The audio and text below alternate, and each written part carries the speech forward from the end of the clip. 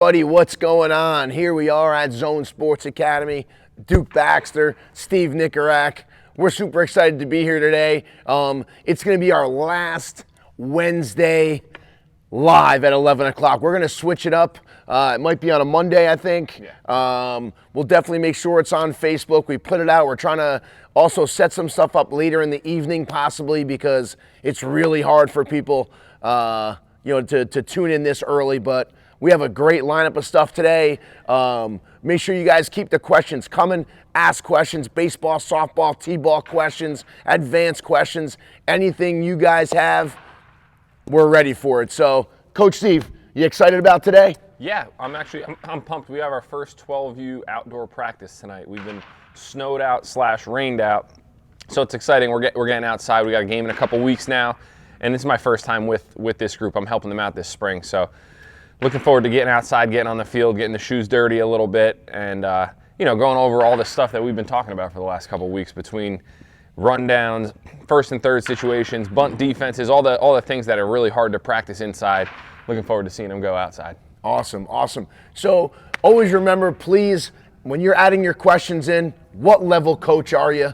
What age are you coaching? Because that's going to dictate a lot of how we respond to the question based on how old the players are. We'd love to know where you're watching from, what state, what country.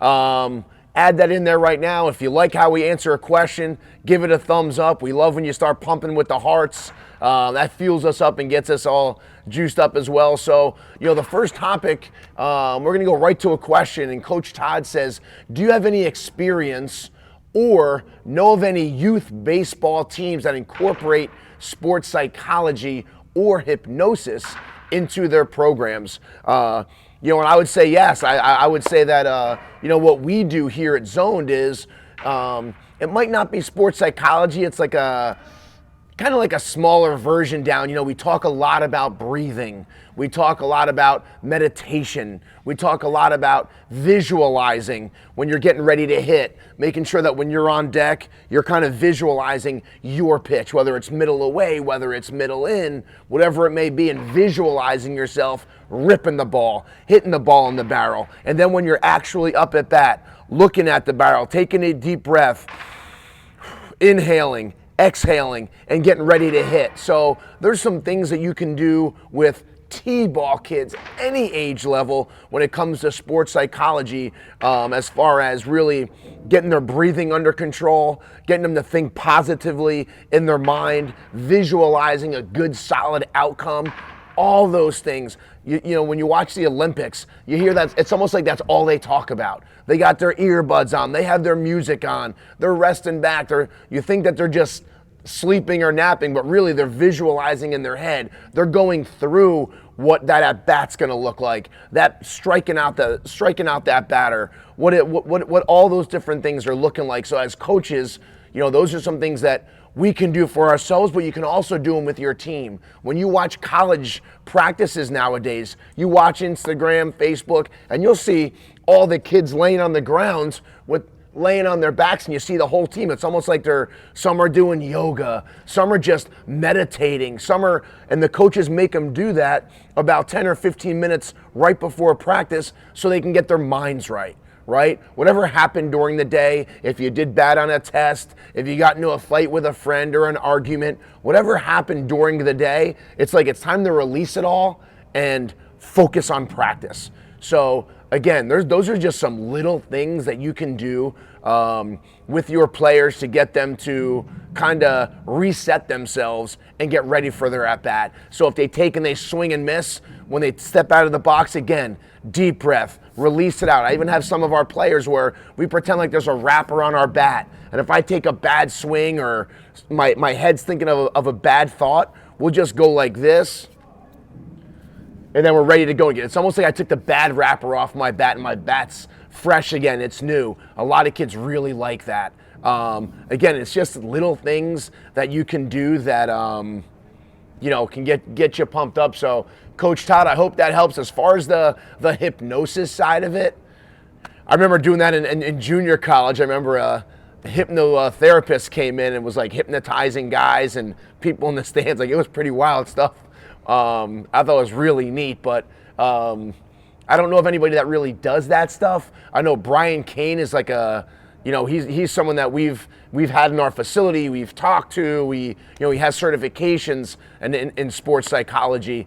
And he travels all over to colleges, professional teams, and that sort of thing. So if you want to look that up, Brian Kane, Cain. He does a lot of sports psychology and stuff like that, and kind of just motivational and pumps you up and has different ways to help you. So I hope that answers your question. Hope that was good. What do you got? Good? Yeah, awesome. We got a good one from Showtime Club. Any drills or tips for eye coordination on making contact with the ball as a batter, specifically keeping your head down on the ball and not pulling your head off with your swing? I actually had a young girl yesterday, and same idea. We were working on just seeing the ball and tracking the ball. I think sometimes hitters, we're told keep your eye on the ball from a young age, and we start to take it for granted. So, for instance, let's say I'm doing front toss and just flipping the ball 15 miles an hour underhand. Most players, they see the ball where it's at, and they can find the barrel or at least hit it, let's say at 10 out of 10 times. Doesn't mean they're making good contact, but they can make contact 10 out of 10. So this girl, I was trying to challenge her. One thing I did was I set up 5 balls across home plate, and I was flipping balls to her, and she had to tell me which ball it was. So, if home plate's across, number 1 was the closest to her, 2, 3 was right down the middle, 4 and 5, and she would just say 1 through 5 where she thought it crossed home plate. So that was just a good, pitch recognition drill on where the strike zone is relative to where she's standing. So understanding what's outside, what's middle, what's in. That was drill number 1. Drill number 2 was I did a 4-seam, 2-seam drill with her. So I showed her what the 4-seam spin looks like. 1, 2, 3, 4. You see all 4 seams, and I would flip one like that, and then I would show her what a 2-seam spin looks like, and it was rotating like this, right? So you can see kind of the squiggly lines, and all I would do is I would either throw her a 4-seam or I would throw her a 2-seam, and she would just say 4 or 2 after contact. She was wrong on some of them, which is okay, but what it did was it forced her to focus on picking up the spin of the ball. And I had a coach in the minor leagues. He would make me do 10 push-ups every time I hit a front toss. And at the time, it was so frustrating to me because I'm wondering why I'm doing push-ups. I'm trying to hit. And all it did was it heightened my level of concentration a little bit, because the way he explained it was, if you can't go 9 for 10 or 10 for 10 on front toss or on batting practice, you're going to have a really hard time flipping that switch and now all of a sudden concentrating and doing really well in the game. Because you see kids come in, they try to hit cage bombs, they try to play home run derby in batting practice, but those swings don't really translate to the field. So his way of putting it was, we need to hit 900 or 800 or 900 in batting practice if we want to hit 300 or 400 in the game. If we're hitting 300 on front toss, again, it's going to be tough to flip that switch and now all of a sudden, concentrate and pick up the spin and pick up pitch locations during the game. So I think those are 2 easy ones. The last one I would say is, I'll have a lot of my hitters start with their chin on their front shoulder, and then after they take their full swing, they have to finish with their chin on their back shoulder. You can put something on the ground in front of home plate and have the player take their full swing, but don't look where you hit it. You've got to keep your eye on a cone or whatever it is. You can put a ball on the ground, you can draw an X in the ground. Those are all ways of keeping your head down. But pitch recognition, I like the balls across home plate, and then the 4-seam, 2-seam drill. I hope that helps. Awesome. Coach Martin, can you explain a good pre-game routine on a weekday? Like 30-minute routine. He has 11U rec ball kids. So yeah, I think a really good pre-game routine would be a good warm-up. They jog down to the center field fence. They jog back. They're on the right field line. We do a high knees. We do a side shuffles, and we finish off with a karaoke. Then we spend 5 minutes on a throwing routine. So we'll start and we'll just kind of have our feet straight. We'll do that for 2 minutes. We'll make sure that we put our feet together and we shuffle and throw, and we back it up a little bit further, and then we throw there. That finishes up 10 minutes. The last 20 minutes would be 3 stations. One coach is taking the players at shortstop, or even if you're just in the outfield and he's hitting ground balls, they're catching and throwing it back. Another group is shagging fly balls. We're hitting fly balls, they're catching it. And then the third group is just hitting balls off of a tee. So you're breaking it up into 4, 4, and 4, 4 doing ground balls, 4 doing fly balls, and then 4 hitting. And then they rotate every 8 minutes. That's 24 minutes. So that's a really good 30-minute routine that gets their body going, gets their arms ready, they're hitting, fielding, and catching, and they're rotating around. And that's pretty much a good 30-minute set of stations that should get them ready for the game and get their mind right and get them ready to go. You can interchange anything you want. If you just want to ground balls and hitting, you can do that, or if you want to just do fly balls and hitting. But I think that the ground balls, the fly balls, and the hitting allows us to have a really small group of 4 in each station. So I think that'll really help.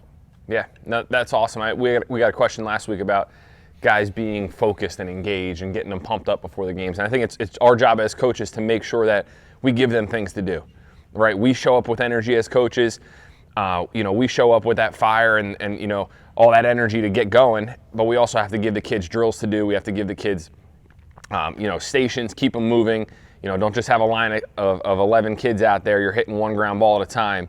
There's a lot of standing around there. Kids start to get bored. So like Duke said, break them up into stations. You can change the stations up from week to week, but that really keeps the kids moving, gets the blood flowing.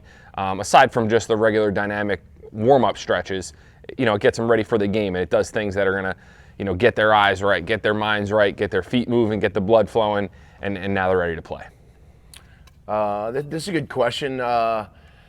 Is there any drills to help kids get their bodies more balanced? I guess the question is, do you mean when they're hitting, getting them more balanced when they're hitting, when they're fielding more balanced? I guess we can answer all 3 of them. When it comes to hitting, I know Coach Steve loves using the balance beam drill, and you just take a 2x4, you take a piece of wood, and you have the kids actually stand on it, and they actually swing. So I'll show you right here. It's almost like as if here's the line or the piece of wood, and you're standing on it, and the kids have to actually stay straight on it when they're taking their swings and keeping their balance. If they step off the piece of wood, they'll kind of lose their balance a little bit. So it's a good way to force them to keep their feet straight, to get them in a good position, and to get their swing. Another good thing that we have is something called the Miller mat. The Miller mat's really good for this as well because it has the line already on it.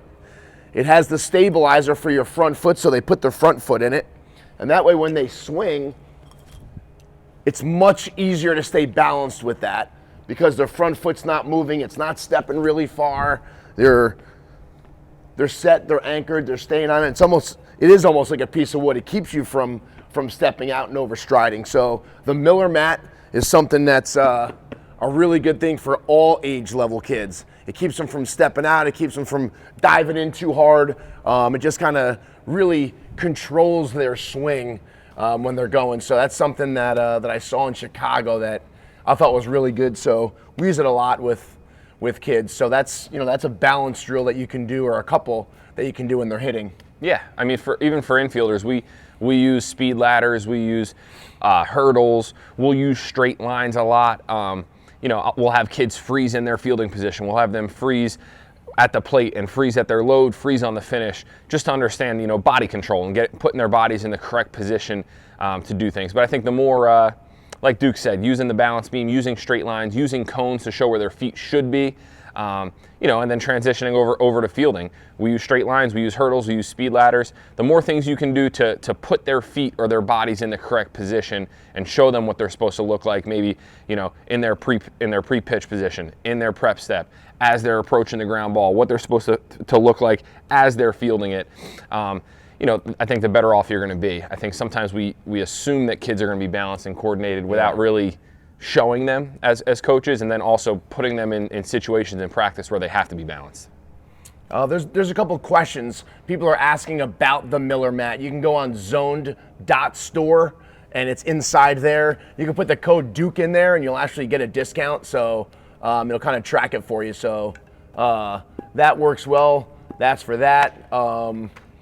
So we had gotten a question via email prior to the session, and the coach was talking about goals, and he was talking about what are some goals that we can have or we can set for our team, not only team goals, but also individual goals. What are some good ideas that you may have that, I'd love to hear from some of the viewers right now of what are some goals that you set for your teams.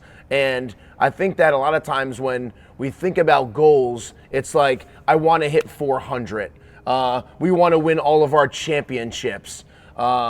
Things that are like kind of outside of our control, right? Like hitting 400, yeah, that's a number, but what are you going to do to hit 400? If last year you hit 200 and now you want to hit 400, what are some action items or some action steps that we can do to hopefully hit 400? Maybe it's, I'm going to take 50 swings a day for, 3 days a week for the next 2 months. Those are the kind of goals that you want to set. We're going to play hard every single game and try to win every inning. Well, at the end of the day, what's that going to mean? Well, we're going to win more games and we might win a tournament. But just saying I want to win a tournament, it's like, so yeah. What are some of your ideas for goals and kind of with your teams? Yeah, Duke and I too, every time we're setting a goal, we usually tell the other person, right? That's our accountability partner. I think sometimes when we set goals individually, it's easy to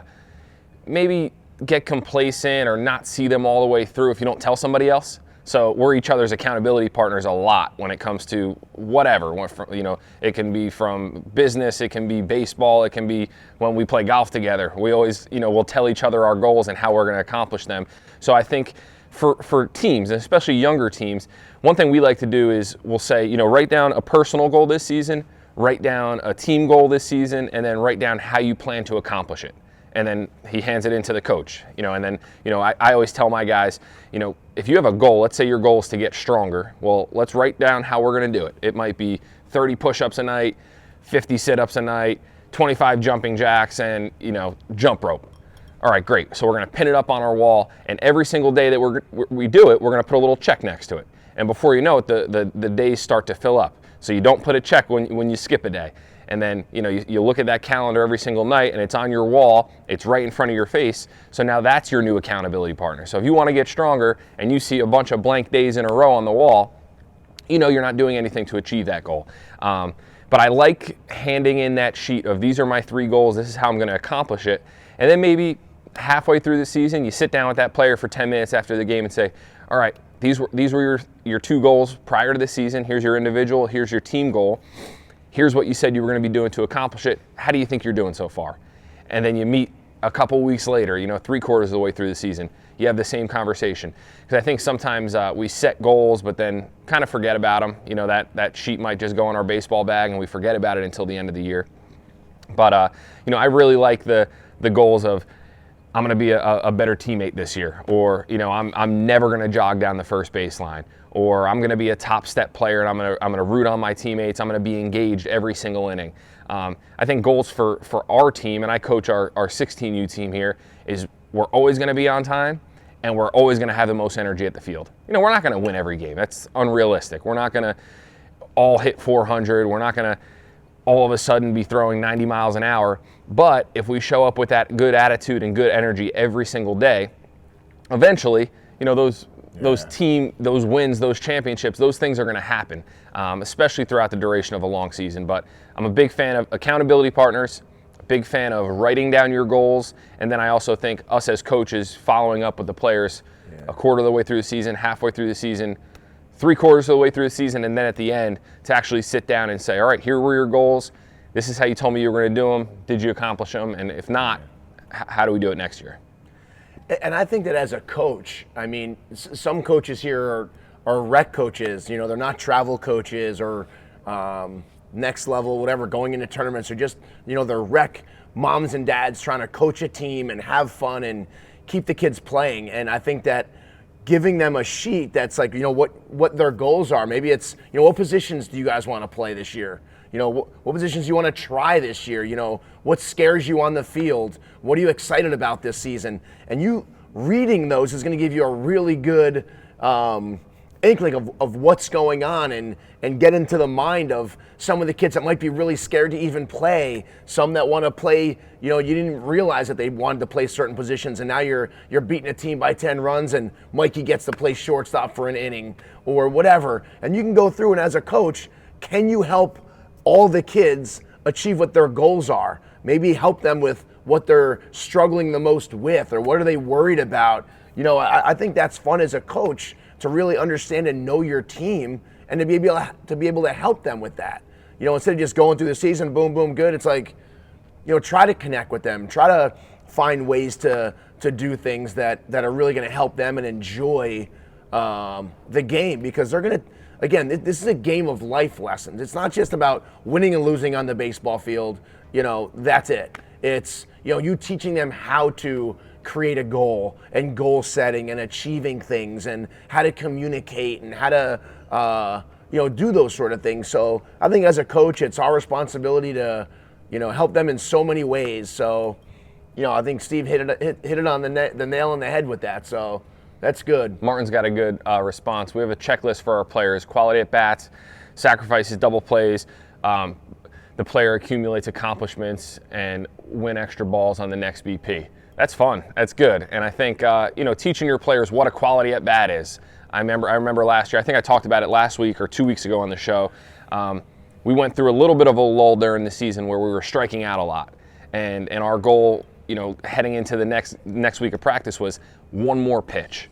How many times can you get up to home plate? And how many times can you just extend it one more pitch? I think so often, we hear 2-strike approach. We hear protect the plate with 2 strikes. But really, how mentally tough are we going to be up there and just say to ourselves, we're going to get up on the plate, and whatever I can possibly do to extend this at bat one more pitch, we're going to make that pitcher work that much harder. We're now working his pitch count up. And one thing that I saw is guys really bought into the one more pitch philosophy. We got to 2 strikes and kids were up on the plate. They were going no stride. I mean, fouling balls off, not swinging at good pitches, but just fouling off anything close. And, the guys in the dugout started to get fired up. And it's funny too, because now, you're in the dugout, or I'm coaching third base, and you've got a kid up there that would normally wave at an 0-2 pitch, just really concentrated on what can I do to extend this at bat one more pitch. And it was just something that I thought was really fun. But Martin, I love the comment there of rewarding the kids with extra balls in BP. And every time you can give a kid goals and then rewards after for doing something team oriented like that. The quality at bat, the sacrifices, maybe getting a bunt down in a big situation. I think that's all great stuff. I think the kids are going to love it. Awesome. So Showtime Club, Spencer, Oklahoma, approaching 7 to 8-year-olds in baseball. What are some of the best drills to get them to move the ball around faster and quicker? I think that's a great question, and I'm going to show you a couple of things that we have here. One thing, the Valley, I call it the claw. They put their hand in it and they can kind of squeeze it a little bit. But not too much. We also have a pancake glove, which you can't squeeze. So really, when the ball hits it, they're deflecting it off and moving it fairly quickly. And then Skills also has one that's more just kind of styrofoam that kind of hits off. But these are all ways that you're helping teach your players that the throwing hand needs to be really close to the glove, because it slows down when you're just going one-handed catching. Then they're exchanging, then they're shuffling, then they're throwing, opposed to having their hands nice and close to where the ball's hitting, they're getting the ball, and they're throwing it around. So you can get bases and put them close to one another, not on the field. I'll show you over here. So I'm just gonna use 3 players, and I'm just gonna use 3 discs. That's it. So I'd have a player at that disc, a player at that disc, and maybe a player right here, so you can see how close it is. And the players are nice and close, so they're working on throwing it around in a diamond or in a triangle, but much closer. You don't have to use the entire base paths and have guys throwing them from far, because you're not working on them throwing. You're trying to get them to be quicker with their hands. So you can set them up real close, and it will make them go faster. Okay, so we could even grab another smush ball, and we'll do the quick hands. Another one that we love to do is we'll do just a quick hands competition using the smush balls, which is great for 7 to 8-year-olds. So we'll just get right here about 5 feet apart. Duke and I are going to throw it at the same time, but we're also going to deflect the ball. We're not going to catch with one hand. We're going to use 2 and work on that transfer out in front. So we'll start off nice and slow. and you get kids to work on their hand-eye coordination and their quick hands. So now from here, once your players get the confidence of, oh man, it's a smush ball, I'm not gonna get hurt. Well, now maybe you grab a paddle and you start using baseballs, and it's the same thing. Now we're really close just for video purposes, but maybe 15 feet apart, and it's the same idea. You're using a paddle and you're working on the transfer out in front. So this can just be part of the throwing program, right? Now you can do the same exact thing, but work on your underhand flips. So Duke's little triangle drill right there, you can have 5 kids set up, and each kid is going to receive it and then flip it to the left, and then Duke would flip there, he would flip to me. We just call it the triangle drill, working on the routine palm up flip, the power flip from second base, maybe dropping down low and throwing it on the run. There's so many different variations of doing it, but Duke's point to doing it in a controlled area, setting up almost a miniature field, is huge. It keeps the pace of the drill up. Starting with smush balls is going to help those kids, not throw the ball 60 or 90 feet every single time. And then from there you just kind of transition, paddles, smush balls, baseballs with the paddles. I'm a big fan of putting kids on the stopwatch too. And again, 7 to 8 year olds, it's depending on how good they are. I'll hit a ground ball, but I'll also time them. So I'll have a stopwatch in my hand. I'll hit a ground ball to the third baseman, and we make a competition out of it. All right, from the time it hits the barrel, third baseman fields it and throws it to first. We have to get it to first base in, let's just say, less than 4 seconds. And it's fun because now you create a competition out of it. The kids start to get a little energy going. You put push-ups on the line. Make it fun. Anytime you can create a competition for 7 to 8 year old kids, I think they're really gonna enjoy it at practice. So, the stopwatch, we're big fans of the smush ball. You can play quick hands off the wall with a smush ball and just use 2 balls and fire them off the wall. We do that in our 30-day quick hands challenge. But, I think those are all awesome drills that you can try at practice. Coach Scotty asks, drills to drive back leg into batting. So the first thing I think about is Coach Steve likes to use a medicine ball drill, and I kind of just brought out a purple ball real fast, and I put a little stand on it so you could show how to drop the knee. Yeah, you guys can see this, right? Yep. So what I'll do is I'll use a medicine ball. It might be a little bit smaller depending on the age of the player, and this is going to move a little bit. So that's why Duke put it on the little cone for me. But what I'll do is I'll have the player kind of straddle the ball so they get to their normal hitting stance, and now on their swing, instead of a player just standing tall and turning, or maybe not turning their backside at all, their goal is to just take their back knee to the ball. They take their full swing and finish right here. Now it's going to move a little bit. So I'll use like a 5-pound heavy ball or medicine ball, but that player gets right here. Duke's going to toss me a smush ball. So I'll just go through my normal load, and then on the finish, I finish with my knee right here. You notice I have a little bit of a flex in it. I think a lot of younger players, when they make that turn, they get up on their toes. They kind of like drift towards the pitcher and get tall. So it's a good one to just feel the back knee driving forward. Another one I like to do is the step back drill or the skater drill. So you can have your player get to their stance here, do a little hop forward, little hop back, boom, and then full swing. Sorry, I didn't think Duke was going to toss it. So little step forward, little step back, and then go. But again, just trying to create a little bit of rhythm. If they're young, you can just do a regular step back. That's more of the skater, forward, back. You can have the player start with their feet together, hop back, and then go. Another drill, I'm just thinking off the top of my head, Happy Gilmore drill. Have the player start in the back of the batter's box and kind of walk into it. So step in front, boom, and then full swing. I think all of those, doing medicine ball throws, trying to be explosive and throw a ball through the wall just to get their body moving correctly. I think so many times we see hitters that get handsy and it's all upper body or all, I'm just trying to make contact and their backside stuck on the ground. Kids don't understand that, our core, our hips, that's where we're going to fire from. And, I think to beat the player getting super tall or kind of like up on their toe, I'm squishing the bug here, but I'm not really using my lower half. I love the purple ball drill that we did in the beginning. Good. Nice. Jess says we're doing personal goals for players, and team goal is 100% effort, 100% of the time. That's good. Yeah, that's a good thing to teach the kids. That's a good thing to teach them a good mindset. And I think that, you know, when someone doesn't have 100%, how to help them with that, how to help them reset, how to get them to take whatever's kind of taking their energy away, because you want to make sure that their energy is positive energy, right? Not negative energy. You know, you get some of the kids sometimes that once they get out and it's like they're just energy drainers, right? They're always saying negative comments, they're always making excuses, they're whining, complaining. You know, it's always everybody else's fault.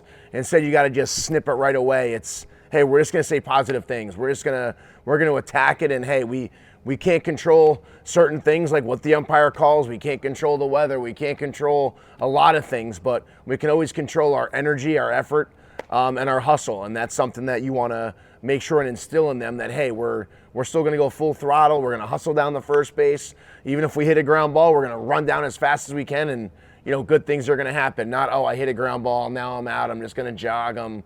You know, so teaching all those things is really important.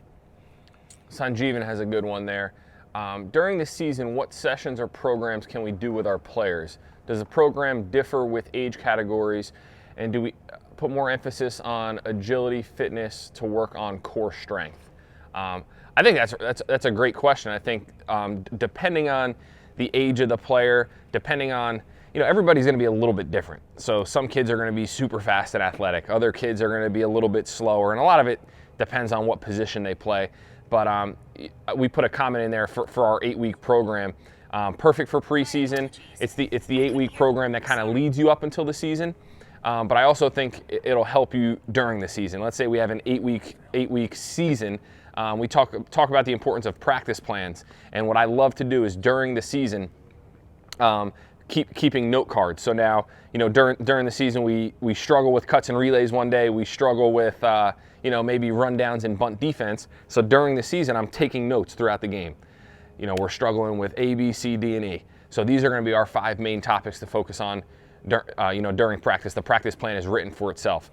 But you know, his question specifically preseason, you know, sessions and programs, and that 8-week program is going to help you lead directly up to opening day. It's a progression. So, you know, on week 1, it's the basic introductory type stuff. Yeah. It's finding what position the kids are playing. It's your, you know, get to know the kids kind of practice and what they can do, what they struggle with, you know, and then as you get closer and closer to the season, the throwing program increases, the batting practice increases in terms of, you know, we might be going live. Yeah. Pitchers are throwing live to hitters as we get closer to the season. But I think the ultimate goal of that 8-week training program, or even your 8-week training program for your own individualized team, is to make sure that when the first pitch is thrown on opening day, they've covered everything. They've covered base running. They covered position-specific training. The pitcher's arms are ready to go. The hitters have seen some live pitching. We've done our situational defense. The players understand the signs. They understand all the different plays that might happen. This way, when we get out there on week 1, we don't just get thrown out to the fire and, you know, things are happening that we've never seen before. We want to make sure that during that preseason training program, we're putting them, 1, in the position that they're going to have the most success at, and 2, that they've seen all the plays, the first and third defense, the bunt defense, the rundowns, all the things that are going to happen throughout the season. You know, making sure that they're ready to roll by first pitch when they say play ball.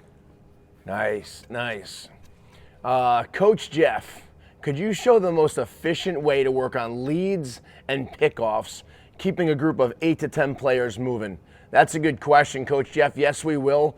But I just wanted to remind everybody that in our membership, our Dominate the Diamond membership, it's free for 7 days. There's over 800 videos in there. There's templates, pre-made practice plans. They're broken up into base running, hitting, fielding. You get a pitching course, catching course.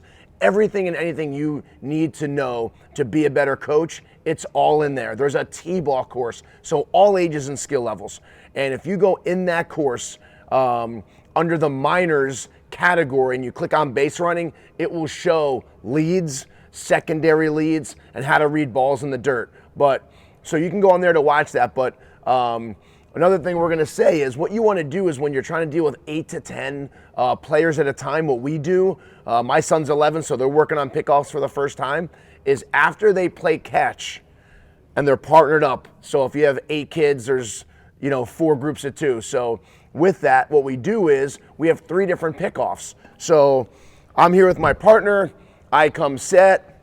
My partner's to the side, and all I do is I come set. We have the step back and throw. We do that 5 times. So we do it right while we're playing catch. That way all the kids are doing it at the same exact time. Come set, hop off, throw. Then we work on the second one is where when we come set, we pop our feet and we throw, and then we have like a 5-second hold where we'll come set, 1001, 1002, 1003, 1004, 1005, and we'll either pitch or then pick off. So you can pick off the first base, you can work on picking off the second base, and that's a really good way to build into your practice routine.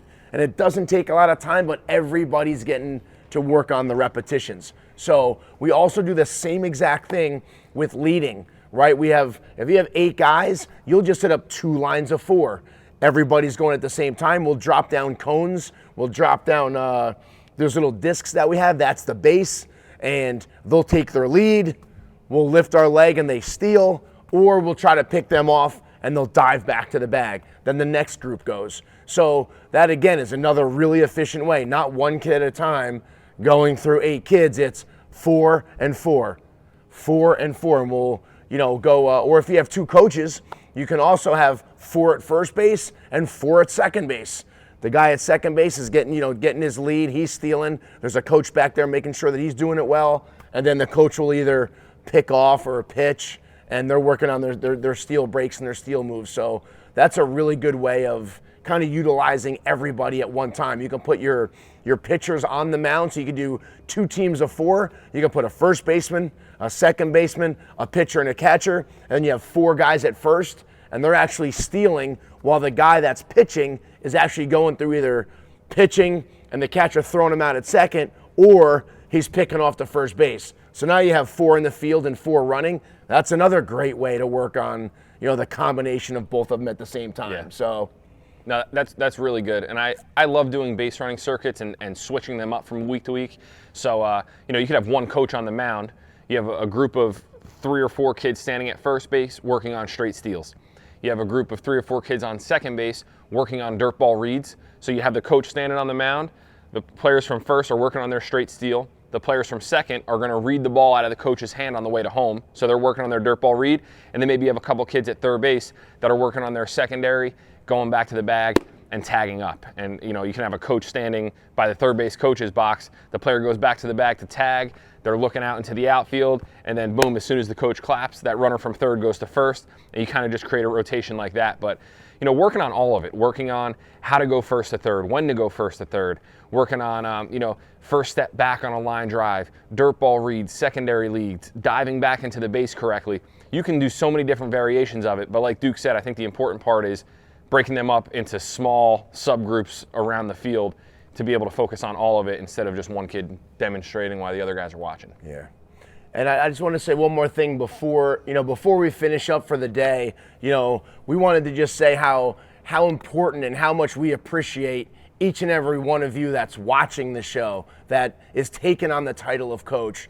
So many times where, people talk about, the advanced coach, but really the entire sport of baseball and softball, it grows because of the T-ball coaches, the minor coaches, the major coaches, the 4, 5, 6, 7, 8, 9, 10-year-old coaches. Those are all moms and dads coaching baseball. When people say, daddy ball, it's like such a negative term, but realistically, we all are dads coaching the game at the younger levels, right? We are the ones that, when we did a coaching clinic the other day, and we had the one that was here in person. We had 107 coaches here. More than half of them never coached before, and there was about 10 coaches that never even touched a baseball before. So they're coaching the T-ball kids, the minors, and these are parents that never played. But our job when we take on that title of coach is to get those 12 kids to sign up again next season. So we thought it was awesome that they were here. We threw balls to them. They were fielding. They were catching. Whoa, this is so much fun. So I'm saying this because a lot of you might be out there or know people that are afraid to coach because they don't know what they're doing. And that's fine. You don't have to know what you're doing. All you need to do is find the tools, find the resources, watch shows like this, watch what we put on. We have Facebook, Instagram, YouTube.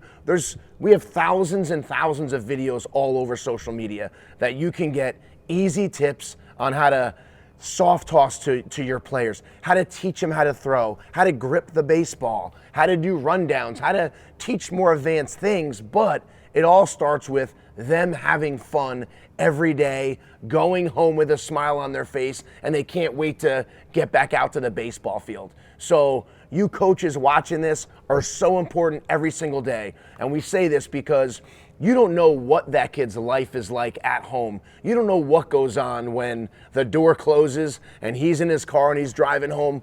For some of those kids, them coming to the baseball field and being with you is the best part of their day. So we can't be in a bad mood and have negative energy, and we need to be able to give them everything that we have, make it fun, keep it exciting, make sure that we have a practice plan, and just smile the entire time, because they look up to us as a mentor, as someone they want to be like. And you know, for a lot of them, their dreams to play professional baseball. Maybe they're 4 years old and like, man, I just want to be a pro.